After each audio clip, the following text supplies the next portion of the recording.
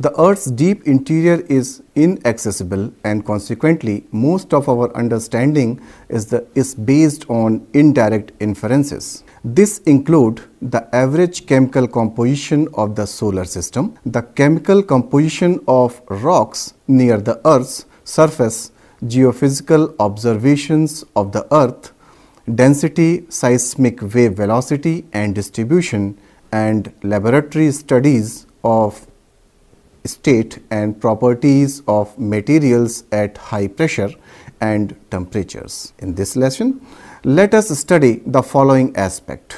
First, indirect evidence, that is geophysical and geochemical observations. Second, techniques to understand internal structure of the Earth. Third, chemical composition of layers.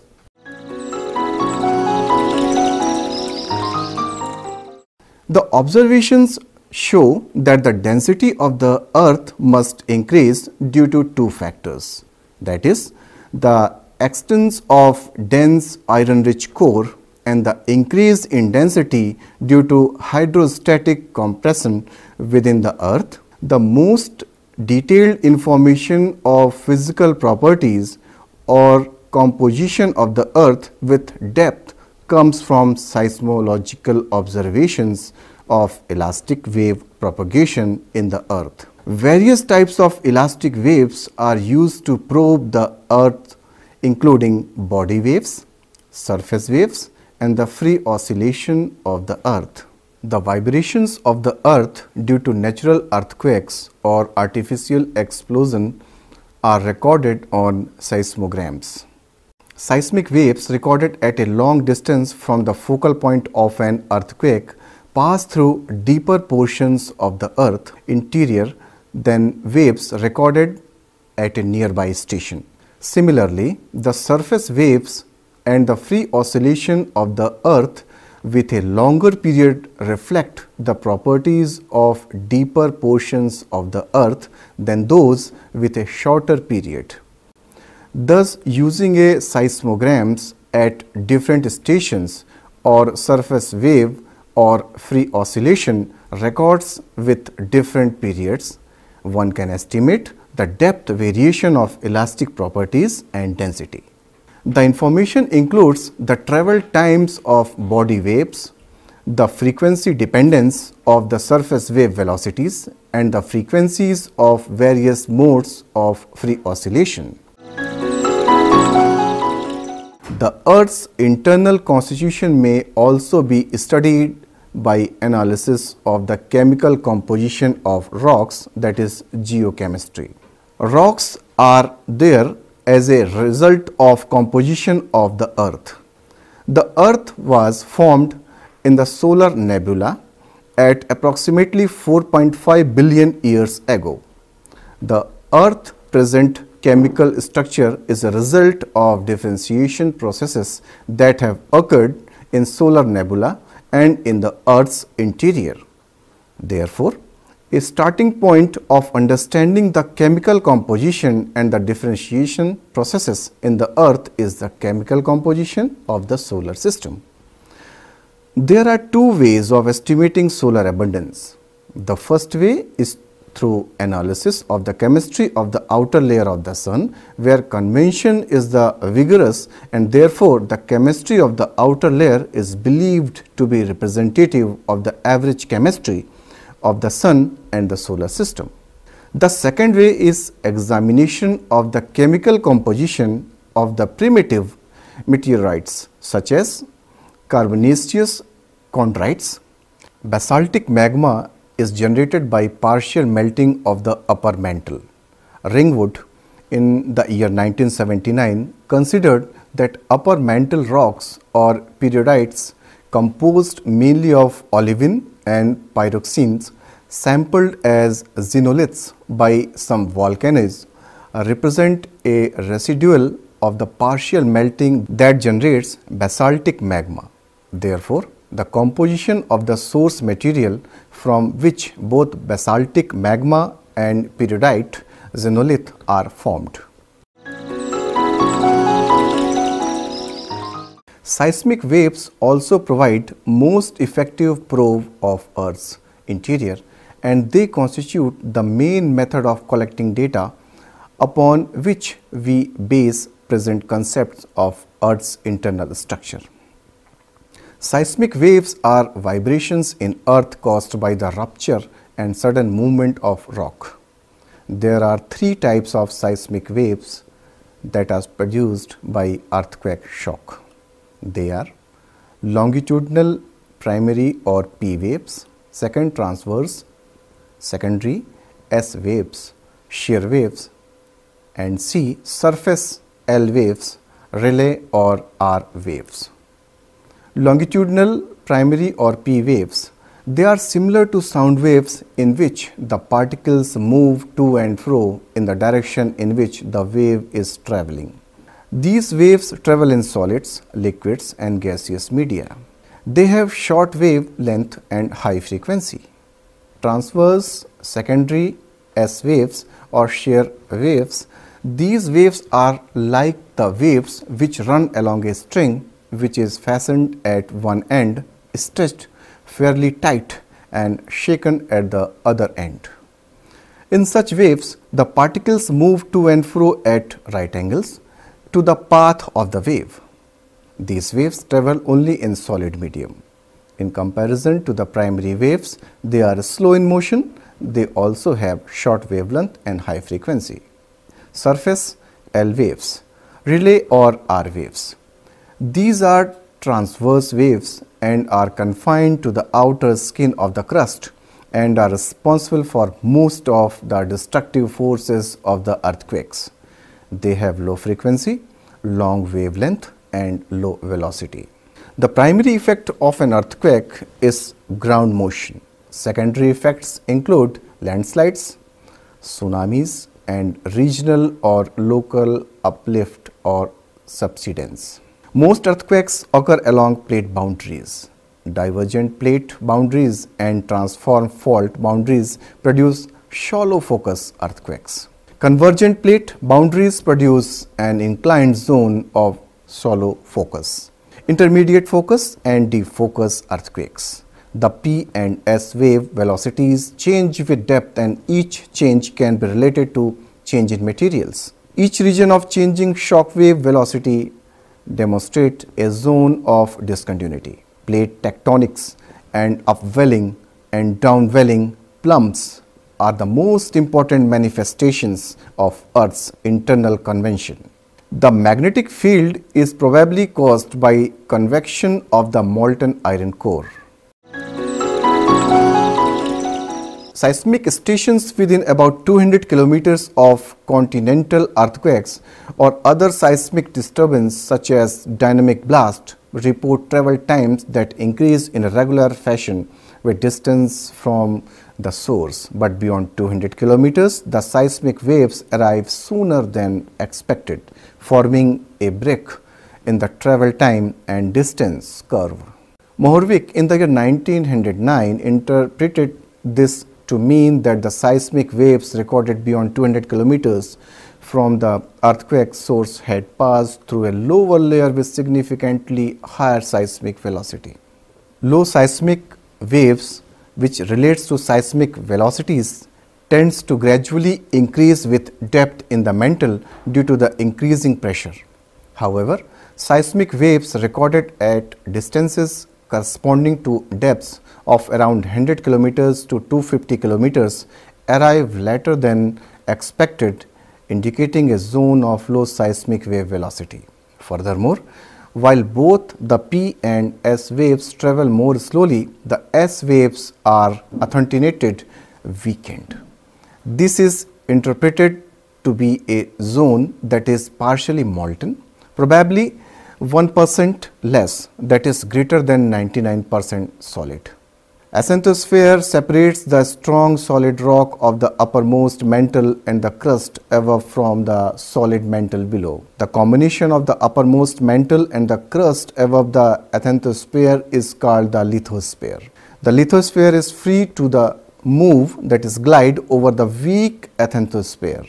Below the low velocity zone are a couple of seismic discontinuities and which seismic velocities increases. Theoretical analysis and laboratory experiments shows that these depths ultramafic silicates will change phase from the crystalline structure of olivine to tight packaging the structure. A discontinuity at around 670 km depth is particularly distinct.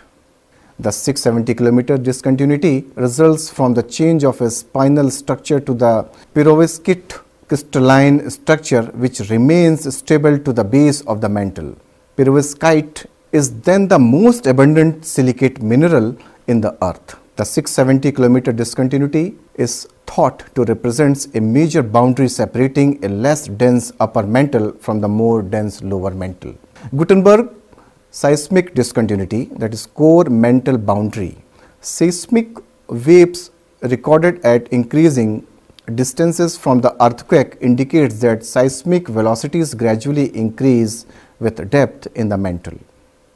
Expectation low velocity zone and 670 km discontinuity above.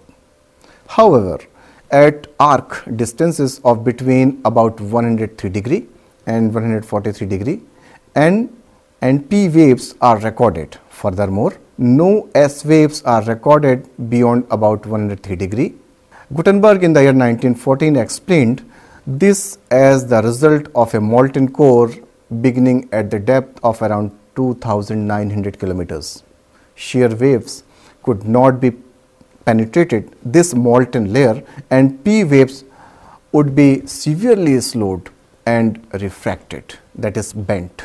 The inner core between 143 degree and 180 degree from the earthquake, another refraction is recognized. Lehman in the year 1936, resulting from a sudden increase in P wave velocities at a depth of 5,150 kilometers. This velocity increase is consistent with a change from a molten outer core to a solid inner core. Earth has a layered internal structure based on composition. As a whole, on the basis of seismic investigations, the Earth's interior has been broadly divided into three major parts. First is crust, second is mantle, and third is core. It also has a solid inner core, a liquid outer core, a weak ascentosphere, and a rigid lithosphere. The crust, it is the uppermost shell of the earth that covers the rocks of the interior thinly. Its thickness over oceanic areas is generally 5 to 10 kilometers, whereas on the continental areas it is about 35 kilometers. The thickness ranges from 55 to 70 kilometers in oceanic belts. The Mohoric discontinuity marks its lower boundary. From the study of the shallow focus, earthquakes and artificial seismic explosions, it has been inferred that there are two zones of crustal rocks beneath the continents. In the continental regions, underneath a zone of the superficial sediments, the crust can be divided into two layers. The upper layer is called Sial and the lower one is Saima. The boundary between the Sial and the Saima is called Conard discontinuity. The oceanic crust, it is made of sediments. The basaltic layer is created at mid-oceanic ridges by the partial melting of upper mantle rocks. The oceanic crust subducts together with the underlying uppermost mantle into the deeper mantle at ocean trenches. The continental crust is more heterogeneous than the oceanic crust, reflecting its complicated history of metamorphism and deformation. A simplified model divides it into two layers, the upper and the lower continental crust. The upper continental crust, also called Sial. It consists of all types of rocks, igneous, sedimentary, and metamorphic, which are exposed at the land surface. This layer is rich in silica and aluminium, mainly composed of silica-rich rocks such as granitoids. The major constituent minerals being quartz, potassium sodium-rich feldspar, biotite, and homoblech. The second major part of the earth is the mantle, which is the source region of most of the earth's internal energy and of forces responsible for ocean floor spreading, continental drift, orogeny, and major earthquakes. The crust mantle boundary is referred to as the Mohrevik discontinuity. The velocity of compressional waves changes from 6 raised to power minus 3 to 8 kilometers per second at this discontinuity. The presence of clear reflection at this discontinuity indicates that this is a sharp boundary. The width must be significantly smaller than the wavelength of seismic waves. The mantle may be divided into 3 layers: the upper layer, mantle, that is below 400 kilometers, the transition zone, that is 400 to 670 kilometers, and the lower mantle, that is 670 to 2900 kilometers. The upper mantle, the layer below the Mohrevik discontinuity down to approximately 400 kilometers, is referred to as the upper mantle. The comparison of inferred velocities with laboratory measurements shows that the major constituent minerals are olivine, pyroxene, and garnets. Olivine is the most abundant mineral in the uppermost mantle. It is highly anisotropic elastic property. It is observed anisotropy of seismic waves in the upper mantle can be explained by the anisotropic alignment of olivine. The high temperature gradient causes a mechanical stratification of the upper mantle. The top cold part is the lithosphere, which is characterized by high velocity.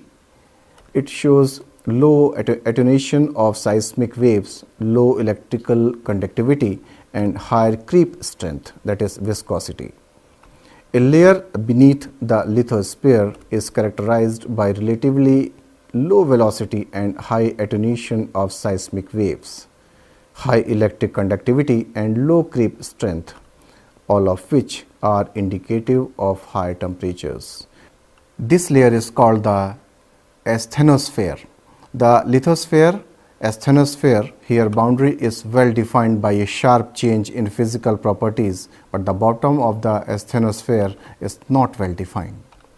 In the lithosphere, asthenosphere, here boundary varies from place to place. The oceanic mantle, the lithosphere thickness increases with age. The lithosphere is very thin near the ocean ridges where new oceanic lithosphere is formed, but its thickness increases up to the 50 to 100 kilometer at the age of approximately 100 million years. The transitional zone. Laboratory studies under high pressure and temperature show that silicate minerals undergo several series of phase transformations at the pressure and the temperature conditions corresponding to those in the transition zone, that is 400 to 670 kilometers. The other example is the transformation of pyroxene into the garnet structure.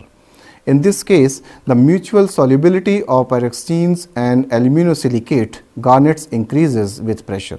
Thus, the transformation is gradual, and this phase transformation is considered to be responsible for the observed gradual increase in density and velocities in the depth range of 400 to 670 kilometers. Although the major cause for high velocity gradients and velocity discontinuities in the transition zone is now known to be phase transformations in silicates, it is not well established whether the observed density and velocity changes in this region are solely due to phase transformation or partially due to some chemical stratifications as well. Major seismic discontinuities in the mantle occurs at 400 and 670 kilometers on the global scale. However, these depths may vary laterally because of heterogeneity in temperature and chemistry. In particular, large variation in these depths is expected in and around subducting slabs where large lateral variations in temperature or chemistry occurs. The lower mantle composed of SiO3, perovskite and magnesiosuite. The amount of magnesiosuite is not well constrained and ranges from 0 to 20% depending on the models. Thus, the SiO3 perovskite is the most abundant mineral in the earth. That is, it constitutes 40 to 50% of the earth. The velocity and density variations in the lower mantle are smooth and are compatible with a homogeneous composition without major phases of transformation except near the topmost lower mantle, that is 670 to 1000 kilometers, where relatively high gradients of these properties are observed. The phase transformation of meteorite garnet into perovskite structure or formation of some aluminous high pressure minerals may be responsible for the anomalous density and velocity gradient of the topmost part of the lower mantle, the D layer of the core mantle boundary. The very bottom of the Earth's mantle, that is 100 to 200 kilometers thick, which is called the D layer, has unusual physical properties. That is, the velocity gradient is low and lateral variation is very large. Two hypotheses have been proposed to explain this layer. One is that the D layer corresponds to the bottom thermal boundary layer of the convecting mantle where the temperature gradient is high. The other alternative is that the D layer is chemically different from the rest of the mantle. Both high temperature gradient are large. Chemical heterogeneous may be caused due to the unusual properties of the D layer. The core mantle boundary is not smooth but has some topography with amplitude 0.5 to 5 kilometers. Such topography may be a result of upwelling and downgoing convection current in the Earth's mantle and may also reflect the density variations due to chemical heterogeneities. The topography at the core mantle boundary enhances the mechanical interaction of the coherent mantle. The core is divided into two parts, the outer core and the inner core. The densities of these two layers are much higher than those of silicates, and the major constituent of the Earth's core is believed to be metallic iron. The absence of shear wave propagation in the outer core indicates that it is largely in a molten state. This metallic liquid outer core may generate the geomagnetic field by convection. The observed density of the outer core indicates that the outer core is less dense than the molten iron. Some light elements are needed to explain the observed density. Candidates including sulfur, oxygen, hydrogen, silicon, and carbon, high pressure and high temperatures. No consequences has been reached as to which of these elements are dominant. An important effect of light element alloying is that it significantly reduces the melting temperatures. Shear waves pass through the inner core and therefore it must be largely in a solid state. The density of the inner core is close to that of pure iron. Thus, the Earth's core appears to be a chemically layered and a relatively pure solid inner core and a liquid outer core containing a significant amount of light elements.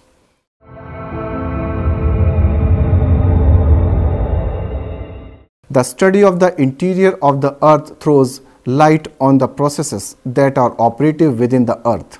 The Earth's deep interior is inaccessible, and consequently most of our understanding is based on indirect inferences.